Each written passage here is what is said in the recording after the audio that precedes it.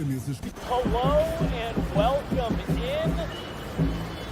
Please do not leave your luggage unattended on the station.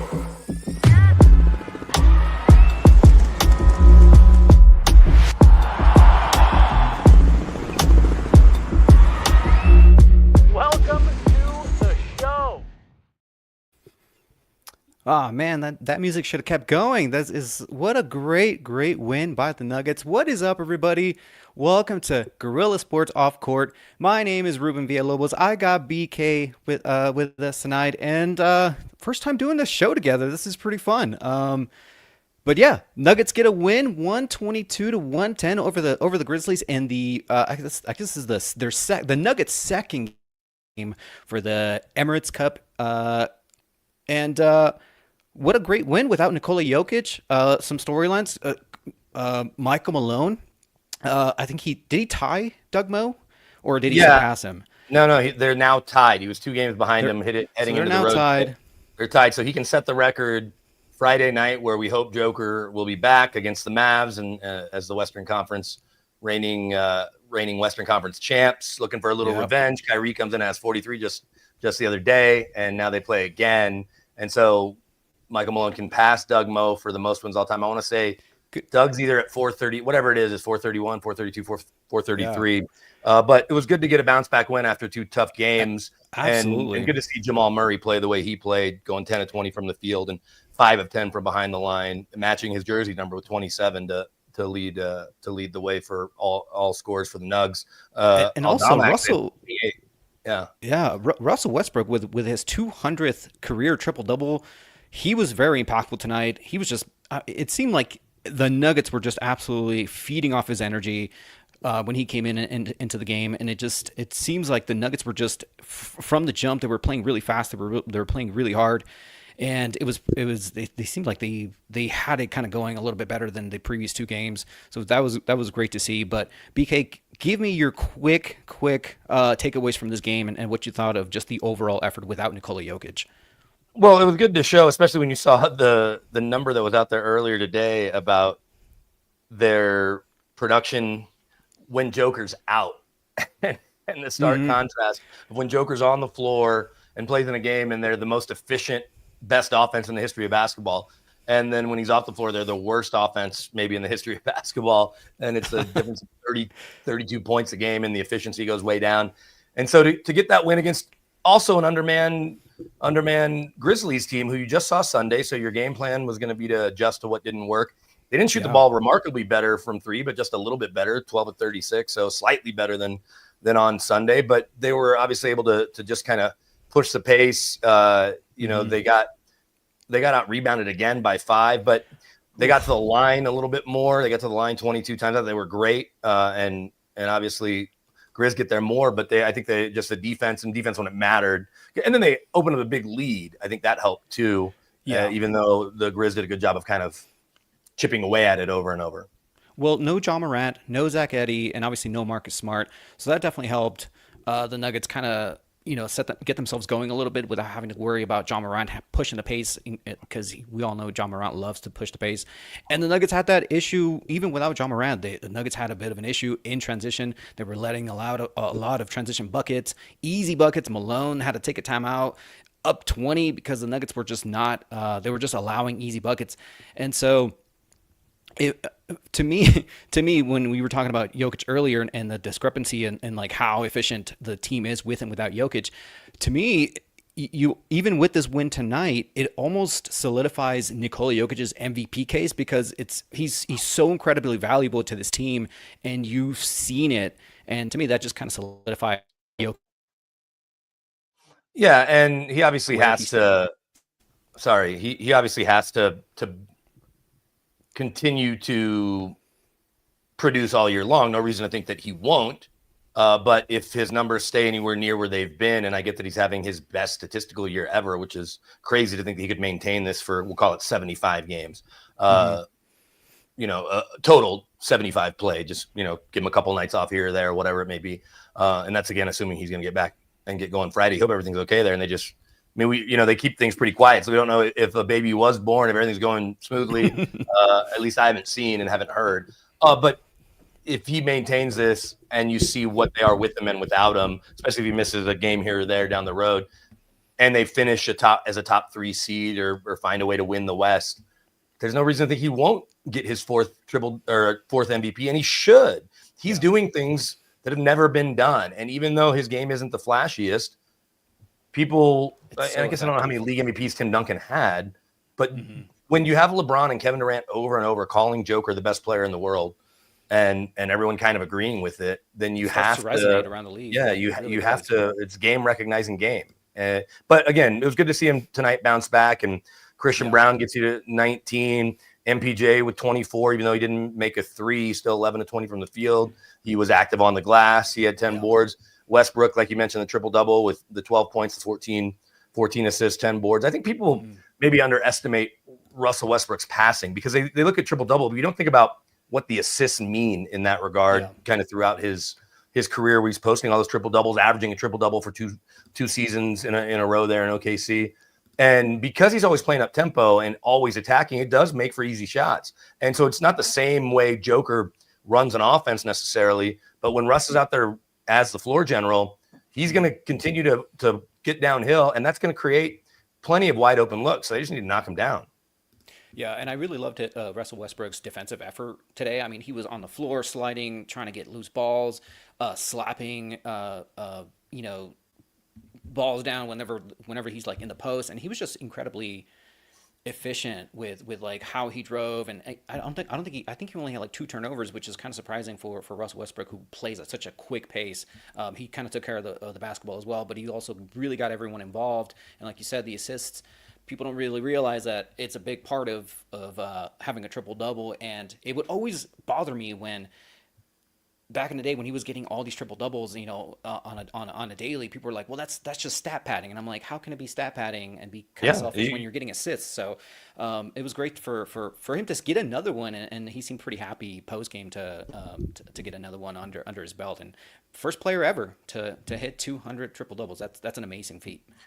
Yeah. Barring Joker retiring earlier than we would expect, right? If we just assume he's going to play till 35, there's a good chance he'll catch and pass Russ, but it's not going to be, probably won't be this year. I guess I didn't see what the number's at right now, but Joker's still in the low, like 120-ish, right? He's still, I think he's isn't there a gap? Right now? Yeah. Is that what it is? I believe so. I believe he's 5th on the list right now. But he's going to be, here, I've got it right here in front of me. He's going to be closing in. Oh, yeah. So Joker's at 136. He'll pass Magic in 3 more triple doubles and then the Big O. And they gave it to him after the fact because they didn't used to keep track of triple doubles, but they went back and went into all his box scores. So Oscar Robertson at 181. So Joker will pass Magic in the next couple of weeks when he starts playing again.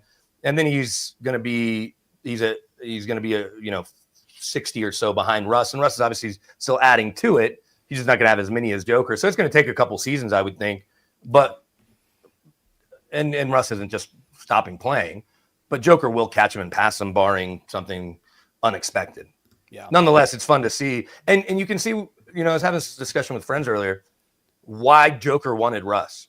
I think it's, and Liv and I talked about this on our off-court show about, I think it was not just to come in with the second unit, but to push the pace, to be a leader, all of the intangible stuff that maybe guys like Jeff Green and Bruce Brown left with. And so even though you have DeAndre Jordan, he's not going to be on the court. So it's, yes, you need him to run the second unit, but also you need him to just get on guys and make them stay accountable, I guess. Yeah. I mean, great effort all around. Darius Saric, about 18 minutes only. He played very sparingly, but he came in clutch there and there late when he made that 3 to kind of seal a deal for the Nuggets. But just going across the stat line, Payne Watson, like you mentioned before, 15 points. Michael Porter was a fantastic tonight, 24 points.